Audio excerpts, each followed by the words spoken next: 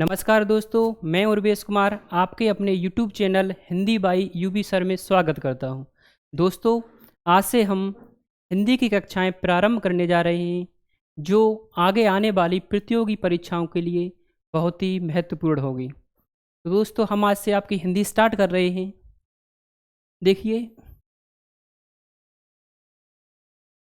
हिंदी सबसे पहले देखो, हम दोस्तों जो बात करेंगे कि जो हिंदी है हम उसको 3 भागों में डिवाइड करेंगे।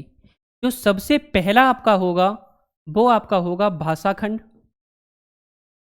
सबसे पहला जो होगा वो होगा आपका क्या? भाषा खंड। दूसरा जो पार्ट होगा आपका वो होगा व्याकरण खंड।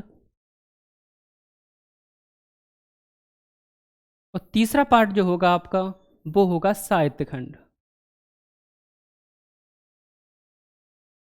कौन सा होगा बेटा? साहित्य खंड। देखिए, जो भाषा खंड, व्याकरण खंड और साहित्य खंड, इन तीनों की जब हम बात करेंगे तो आपके एग्जाम में जो क्वेश्चन बनते हैं, सबसे ज़्यादा जो क्वेश्चन बनते हैं वो आपके बनते हैं व्याकरण खंड से। भाषा खंड से 1 या 2 क्वेश्चन बनता है। ऐसे ही आपके साहित्य खंड से 2 या 3 क्वेश्चन बनते हैं। 1 से 2 क्वेश्चन आपका बनता है भाषा खंड से। भाषा खंड में जैसे मान लीजिए भाषा की उत्पत्ति, बोलियाँ, उपभाषाएं, ये सब आपका भाषा खंड में होता है। जो साहित्य खंड होता है इसमें रचनाएं, एकांकी, उपन्यास, ये सब आपके आ जाएंगे साहित्य खंड में। तो आज जो हम स्टार्ट करने जा रहे हैं वो स्टार्ट करेंगे आपका व्याकरण वाला पार्ट, क्योंकि जो सबसे ज़्यादा क्वेश्चन बनते हैं वो आपके बनते हैं व्याकरण खंड से। तो देखिए, यहाँ पे जो हम व्याकरण की बात करते हैं, तो जो व्याकरण होता है, व्याकरण को हम 3 भागों में डिवाइड करते हैं। या आप ऐसे बोल सकते हो कि जो व्याकरण के अंग होते हैं वो 3 अंग होते हैं। तो कौन कौन से होते हैं वो देखिए। जो सबसे पहला अंग होता है वो होता है आपका वर्ण। जो दूसरा अंग होता है वो होता है आपका शब्द। और जो तीसरा होता है वो होता है आपका वाक्य। एक बार फिर से सुनिए, कि व्याकरण के 3 अंग होते हैं। कौन कौन से होते हैं? वर्ण, शब्द और वाक्य।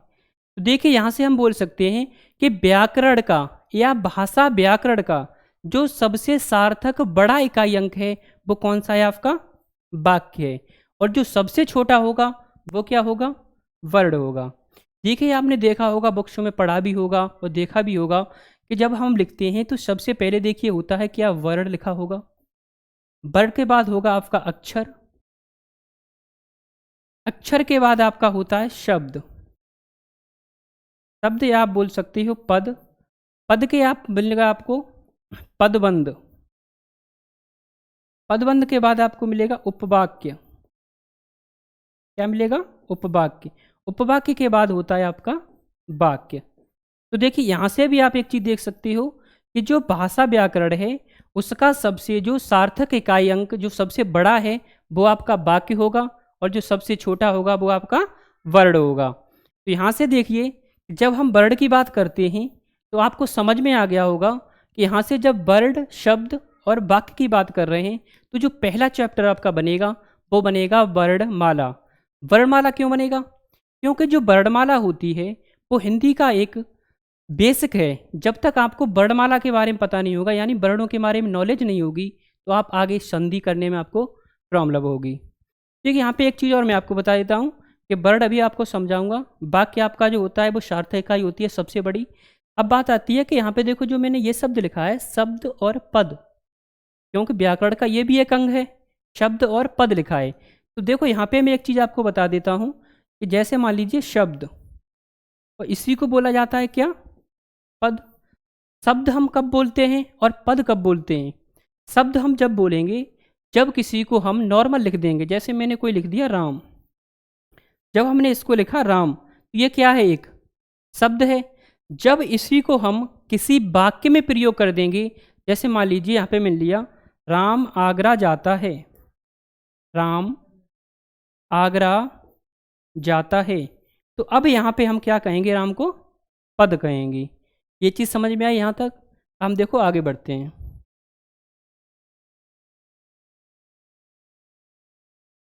यहाँ तक सबको समझ में आया?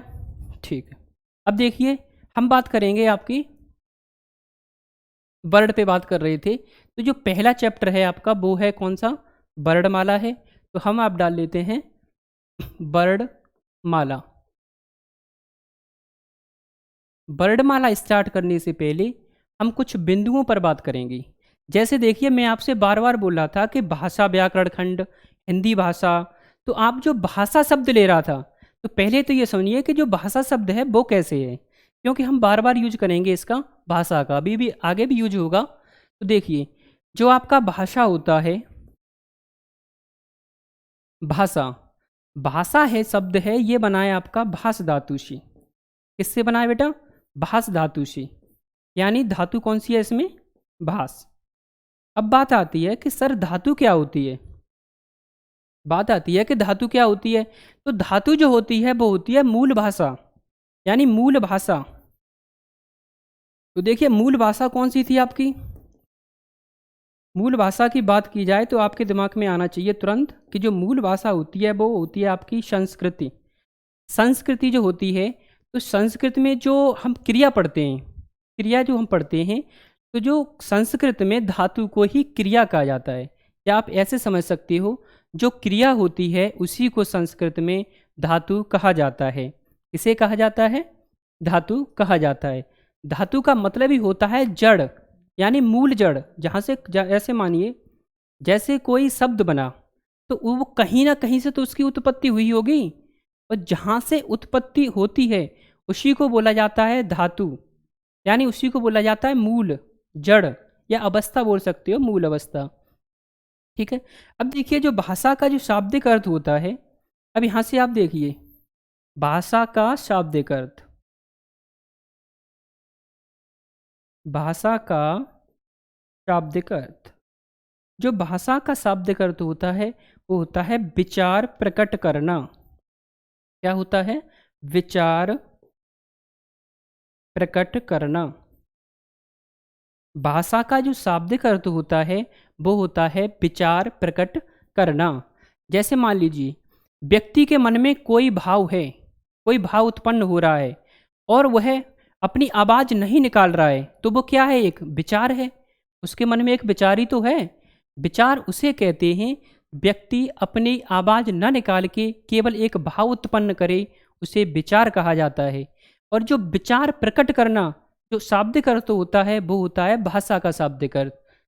ये चीज़ समझ में आई आपको? भाषा का जो शाब्दिक अर्थ क्या होता है? विचार प्रकट करना। विचार हम कैसे प्रकट कर सकते हैं? तो विचारों को हम 3 तरीके से प्रकट कर सकते हैं। मेरे अंदर जो विचार आए, तो ऐसे मानिए जो साधन होता है, साधन या माध्यम, हम विचारों को जिस माध्यम से या जिस साधन के द्वारा प्रकट करते हैं उसे भाषा कहा जाता है। फिर से सुनिए, भाषा किसे कहा जाता है? जिन साधन या माध्यम के द्वारा हम अपने विचारों को प्रकट करते हैं उसे भाषा कहा जाता है। अब देखिए, भाषा को हम 3 प्रकार से प्रकट कर सकते हैं। भाषा को हम कितने प्रकार से? 3 प्रकार से प्रकट कर सकते हैं। भाषा कैसी हो सकती है? भाषा मौखिक हो सकती है। भाषा कैसी हो सकती है? मौखिक हो सकती है। भाषा कैसी हो सकती है? लिखित हो सकती है। भाषा कैसी हो सकती है? सांकेतिक हो सकती है। भाषा को हम कितने प्रकार से प्रकट कर सकते हैं? तो भाषा को हम 3 प्रकार से प्रकट कर सकते हैं। सबसे पहले हम क्या करते हैं? मौखिक। दूसरा जो आपका होता है लिखित, और तीसरा जो होता है आपका होता है सांकेतिक। मान लीजिए, मैं अभी मुँह से बोल रहा हूँ, मुख से बोल रहा हूँ, और आप उसको सुन रहे हो, तो ये क्या है? कौन सी भाषा हो गई आपकी? मौखिक। मैंने बोला, आपने सुना, कौन सी भाषा हो गई? मौखिक भाषा। अब देखिए, मैं यहाँ पे जो लिख रहा हूँ आप उसको पढ़ रहे हो या उसको देख पा रहे हो, तो वो कौन सी भाषा हो गई? लिखित। अब ऐसे मान लीजिए, मैं कोई संकेत करता हूँ या कोई इशारा करता हूँ और आप उस भाषा को समझ जाते हो कि मैं क्या बोलना चाह रहा हूँ या क्या कहना चाहता हूँ, तो वो भाषा कौन सी होगी? आपकी सांकेतिक भाषा होगी। देखिए, यहाँ से एक क्वेश्चन आया था यूपीएसआई में कि जो सिग्नल होते हैं, लाइट ग्रीन रेड जो सिग्नल होते हैं, तो क्वेश्चन आया था कि एक पुलिस कर्मचारी सिग्नल पर खड़ा कौन सी भाषा का प्रयोग करता है? क्वेश्चन सुनिए दोबारा से, कि एक पुलिस कर्मचारी कौन सी भाषा का प्रयोग करता है जब वो सिग्नल पे खड़ा होता है? तो कौन सी भाषा का प्रयोग किया जाता है? वो सांकेतिक भाषा का। आपने देखा होगा कि जब एक कर्मचारी खड़ा होता है तो रेड और ग्रीन लाइट होती है, तो वो ऐसे हाथ करेगा और ऐसे हरे वाला कर देगा ग्रीन, तो हम लोग ऐसे निकल जाते हैं।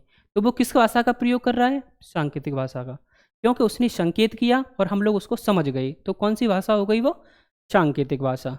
ठीक है, यहाँ तक आपको समझ में आया होगा। उम्मीद करते हैं कि भाषा की जो परिभाषा क्या होती है, शाब्दिक अर्थ क्या होता है, तो विचारों को प्रकट करना होता है। भाषा को हम कितने प्रकार से बोल सकते हैं या उसको प्रकट कर सकते हैं? तो 3 प्रकार से कर सकते हैं, मौखिक, लिखित और सांकेतिक। अब हम बात करते हैं आगे। अब हमारा जो देखिए मेन टॉपिक चल रहा था, वो चल रहा था क्या? वर्णमाला पे हम बात करने जा रहे थे। ये तो मैंने केवल आपको बेसिक बताया है। अभी हमारा चैप्टर अब स्टार्ट हुआ है वर्णमाला। तो देखिए वर्णमाला, एक तो आपका होता है वर्ण और दूसरा आपका क्या होता है? माला। अब यहाँ पे देखिए, आपको समझ में आ गया होगा कि हम माला किसे कहते हैं। किसी भी चीज़ को क्रमबद्ध तरीके से लगाना, उसको एक व्यवस्थित रूप से लगाना माला कहा जाता है। फिर से सुनिए, किसी भी चीज़ को क्रमबद्ध तरीके से लगाना उसे माला कहा जाता है। जैसे मान लीजिए हम कोई हार बनाते हैं तो फूलों की माला करते हैं, तो उसमें कड़ी बाई कड़ी जोड़ते हैं, तो उसी को तो माला कहा जाता है। तो यहाँ पे बात किसकी हो रही है? यहाँ पे बात हो रही है वर्णों की। तो वर्णों की जो माला है उसी को तो वर्णमाला कहा जाएगा। तो यहाँ से इसकी हम डेफिनेशन कर सकते हैं कि वर्णों के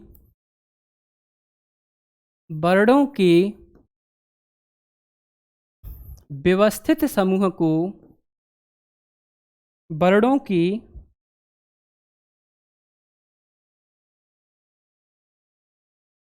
वर्णों की व्यवस्थित समूह को, व्यवस्थित समूह को वर्णमाला कहते हैं। क्या कहते हैं? वर्णों की व्यवस्थित समूह को वर्णमाला कहते हैं। क्योंकि यहाँ पे बात वर्णों की होगी, तो जो माला होगी वो किसकी होगी? वर्णों की। लेकिन कैसे? क्रमबद्ध समूह से। ठीक है, क्रमबद्ध तरीके से या व्यवस्थित समूह से। तो वर्णों के व्यवस्थित समूह को क्या कहते हैं? हम वर्णमाला कहते हैं। अब यहाँ से देखिए आप, अब बात हम कर लेते हैं कि माला आपको समझ में आ गया होगा कि वर्ण क्या होता है। अब हम बात करेंगे कि वर्ण क्या होता है। तो देखिए, आपने पढ़ा होगा कि जो भाषा की सबसे छोटी इकाई होती है, सब लोग आप जानते हो, भाषा की सबसे छोटी इकाई, सबसे छोटी मौखिक इकाई, ऐसे बोल सकते हो आप, मौखिक इकाई। मौखिक इकाई क्या होती है बेटा? ध्वनि होती है।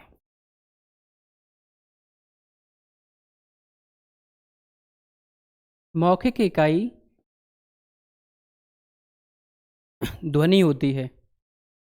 देखिए, जो भाषा की सबसे मौखिक इकाई होती है, मौखिक इकाई सबसे छोटी, ऐसे लिख लीजिए, सबसे छोटी मौखिक इकाई क्या होती है?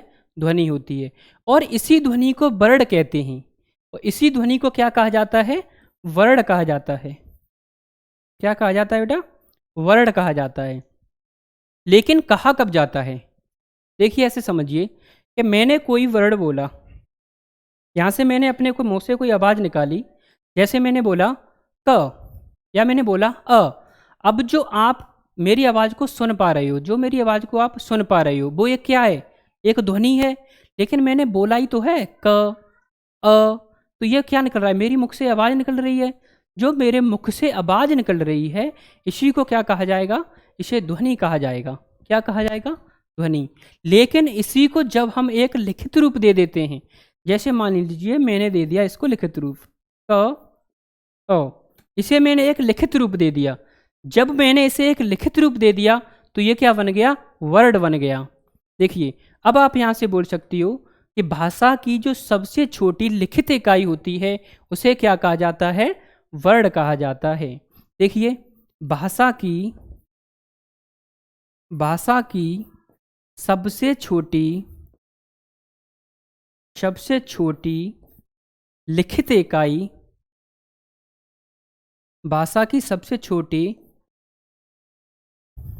लिखित इकाई लिखित इकाई वर्ण होती है। फिर से सुनिए, भाषा की सबसे छोटी इकाई लिखित इकाई वर्ण होती है। भाषा की सबसे छोटी मौखिक इकाई वर्ण होती है। ठीक है, यहाँ तक आपको समझ में आ गया होगा सभी लोगों को। एक बार मैं दोबारा से बोल रहा हूँ कि जो भाषा की सबसे छोटी मौखिक इकाई होगी, जैसे हम कोई बोलेंगे तो मुख से आवाज़ निकलेगी, ध्वनि निकलेगी, तो वो क्या होगी? सबसे छोटी मौखिक इकाई। जब हम उसको लिख देंगे, एक लिखित चिन्ह का रूप दे देंगे उसको, तो वो क्या कहलाएगी? आपका वर्ण कहलाएगी। तो आप डेफिनेशन यहाँ से ये भी निकाल सकती हो कि भाषा की सबसे छोटी मौखिक इकाई ध्वनि, उसी के लिखित चिन्ह को वर्ण कहते हैं। क्वेश्चन देखो आप, यहाँ 2-3 तरीके से बनता है। आपसे पूछेगा कि भाषा की जो सबसे छोटी मौखिक इकाई ध्वनि होती है, उसके लिखित चिन्ह को क्या कहते हैं? तो उसके लिखित चिन्ह को क्या कहा जाता है? वर्ण कहा जाता है। ये चीज़ यहाँ तक समझ में आ गई सभी को? तो हम नेक्स्ट पेज पे बढ़ते हैं। अब देखिए, वर्ण, वर्णों के वेद समूह को वर्णमाला कहते हैं। भाषा की सबसे छोटी मौखिक इकाई को ध्वनि कहते हैं। भाषा की सबसे छोटी लिखित इकाई को वर्ण कहते हैं। लिखित चिन्ह ही वर्ण होते हैं। भाषा किसे कहते हैं? अपने विचारों को प्रकट करना भाषा कहते हैं।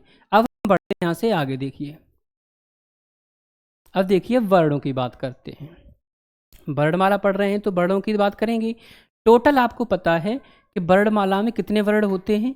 52 वर्ण होते हैं, जिसमें कुछ स्वर होते हैं और कुछ व्यंजन होते हैं। तो वर्णमाला को हम उच्चारण की दृष्टि से 2 भागों में बांटते हैं। पहला जो आपका होता है वो होता है स्वर, और जो दूसरा होता है वो आपका होता है क्या? व्यंजन। इसको हम डिटेल में आगे पढ़ेंगे क्लास में, लेकिन अभी इसके बारे में हम थोड़ा बेसिक आपको बता देते हैं कि जो स्वर होता है और व्यंजन होता है, तो देखो स्वरों की संख्या होती है वो होती है 11। इसको हम आगे अभी बताएंगे कि कौन कौन से 10 भी होते हैं, 13 कैसे होते हैं, 11 कैसे होते हैं। लेकिन आप बेसिक से अगर आपसे पूछता है कि स्वरों की संख्या कितनी होती है, तो जो स्वरों की संख्या होती है वो होती है 11, और जो व्यंजनों की संख्या होती है वो होती है 41। लेकिन आपसे पूछेगा कि व्यंजनों की संख्या मुख्य रूप से कितनी होती है, तो वो मात्र 33 होती है। अगर दोनों ऑप्शन आते हैं, आपसे पूछा है कि व्यंजनों की संख्या कितनी है, तो हमेशा 33 सही होगी। ठीक है, ये चीज़ याद रखेंगी।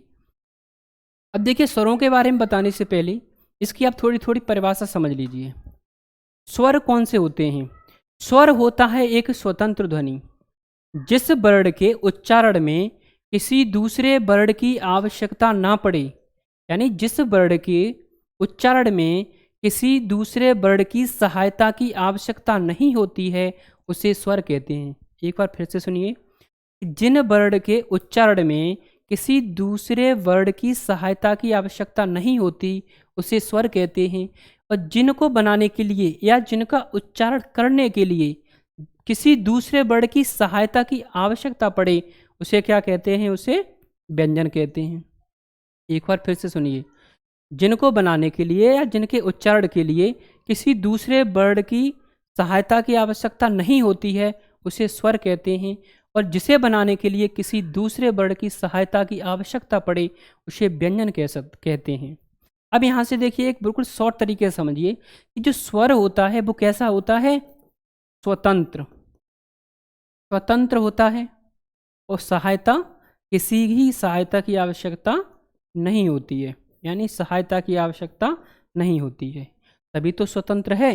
जब उसे किसी के बनाने के लिए या अपने उच्चारण के लिए किसी दूसरे वर्ण की सहायता की आवश्यकता नहीं पड़ती है, तो वो कैसा है? स्वतंत्र है। लेकिन जो व्यंजन होता है, तो व्यंजन को बनाने के लिए हमें किसी न किसी स्वर की आवश्यकता पड़ती है। इसलिए व्यंजन कैसा होता है? परतंत्र होता है। परतंत्र होता है, और इसे सहायता की आवश्यकता होती है। सहायता की आवश्यकता।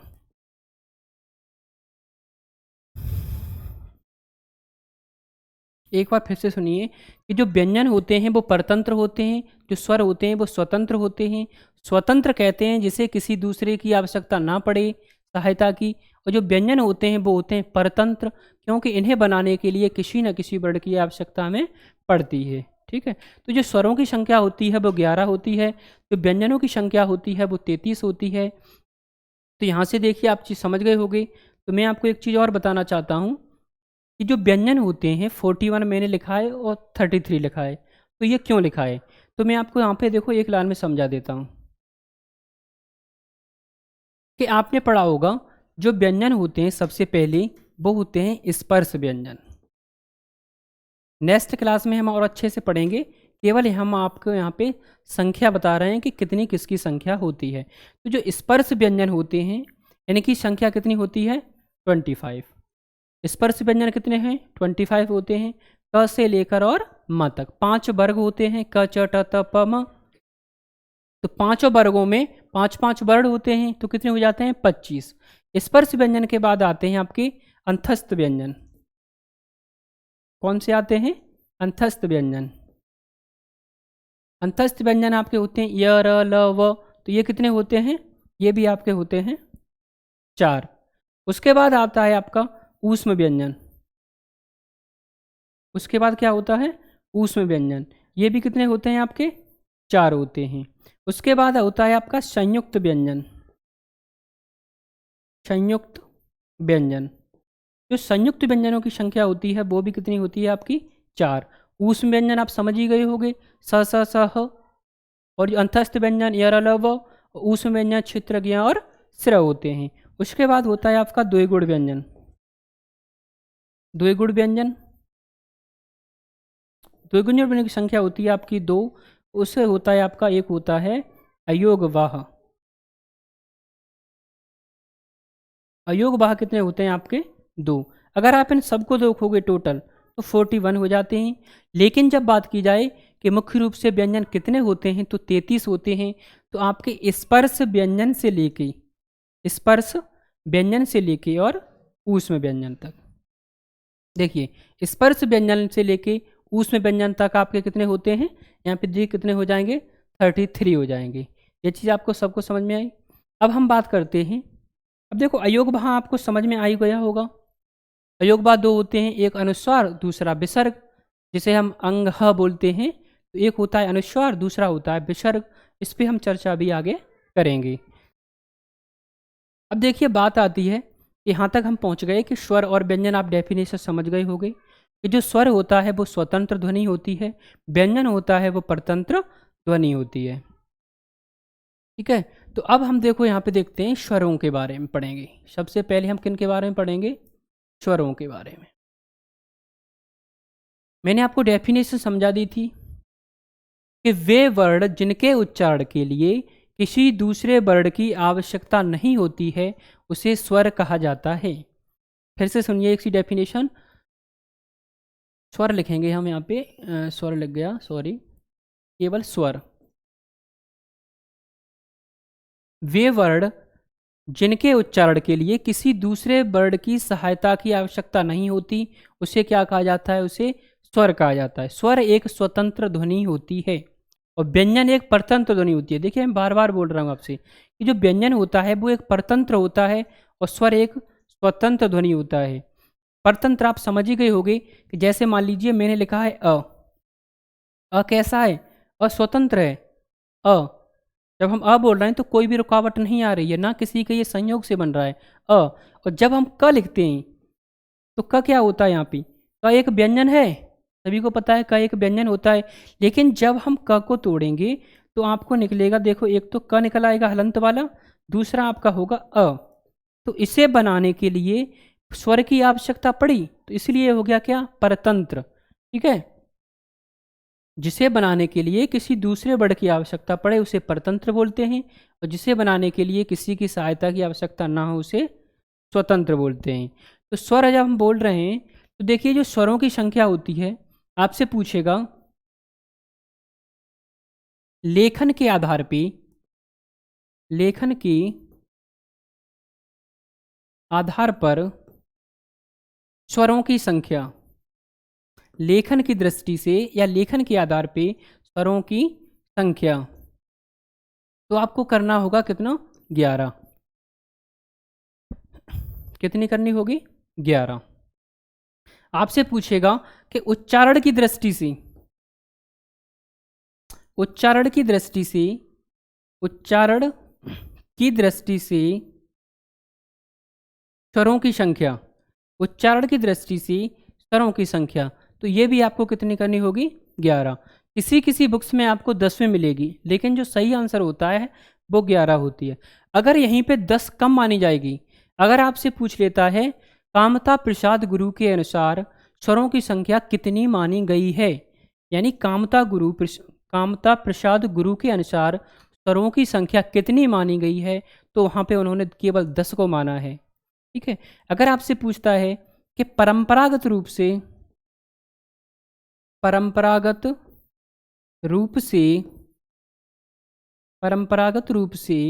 स्वरों की संख्या कितनी होती है, तो ये होती है 13।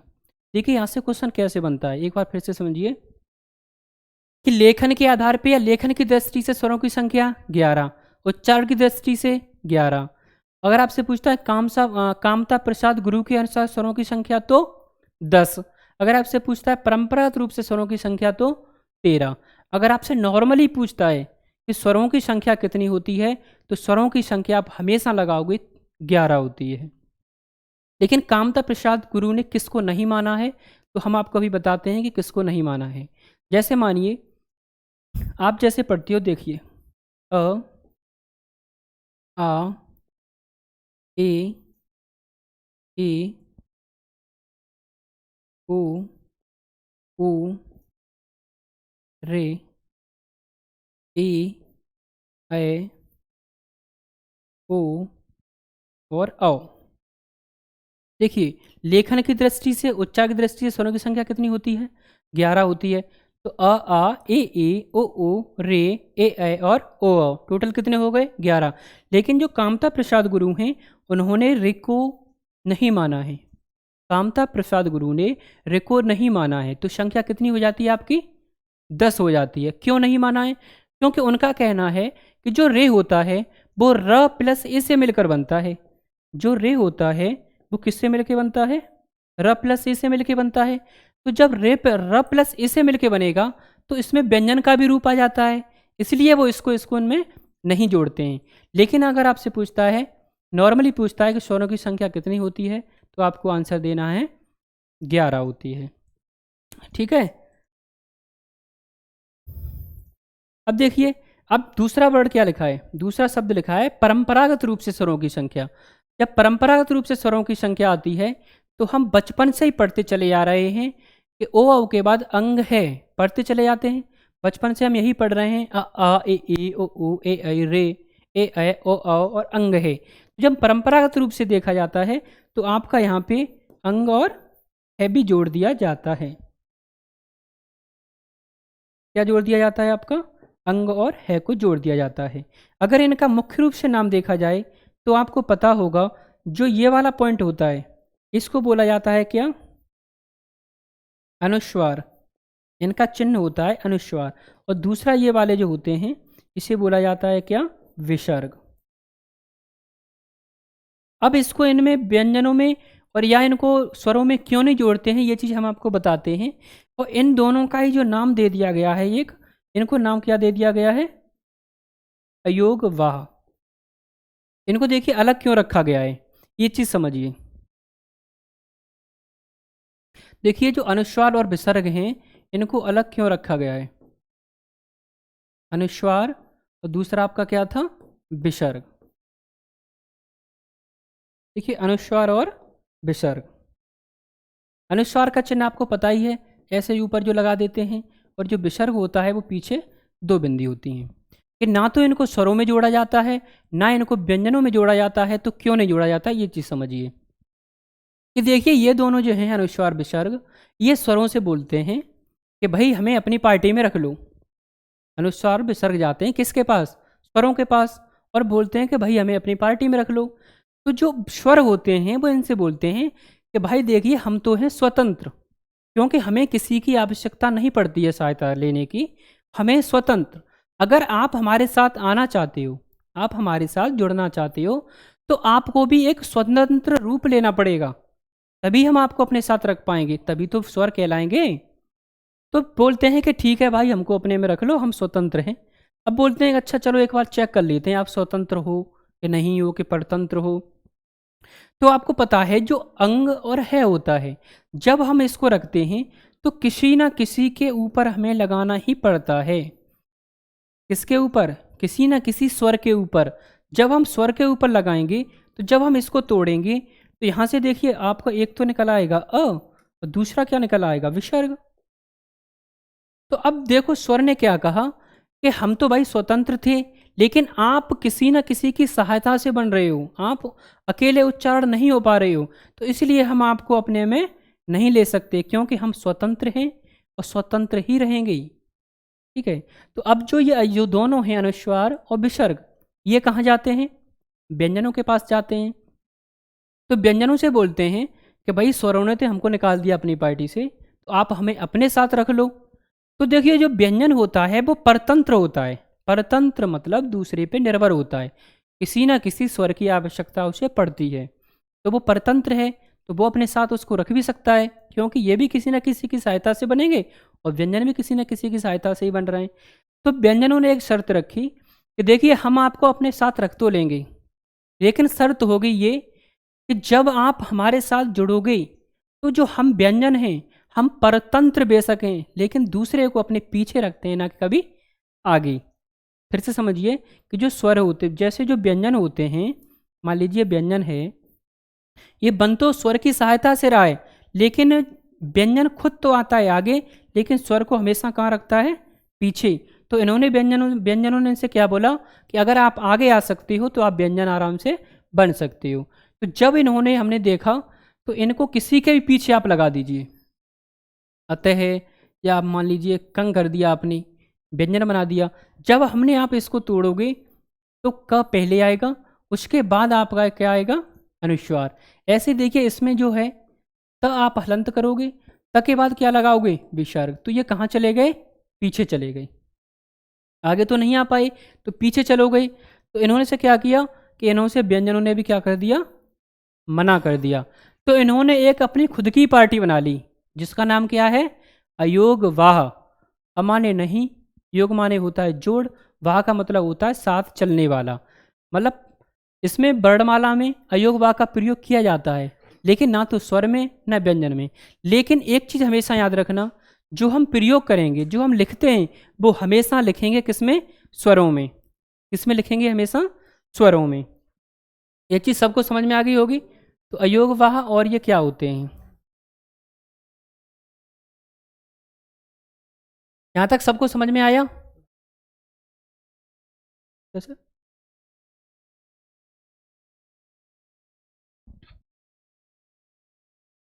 यहाँ तक सबको समझ में आ गया होगा कि स्वर कैसे होते हैं, स्वर स्वतंत्र होते हैं, व्यंजन कैसे होते हैं, परतंत्र होते हैं। अब देखिए, अब जो आती है परंपरागत रूप से स्वरों की संख्या कितनी होती है? परंपरागत रूप से स्वरों की संख्या 13। कामता प्रसाद गुरु के अनुसार स्वरों की संख्या 10। और आपसे पूछे उच्चारण की दृष्टि से स्वरों की संख्या 11, लेखन की दृष्टि से स्वरों की संख्या 11।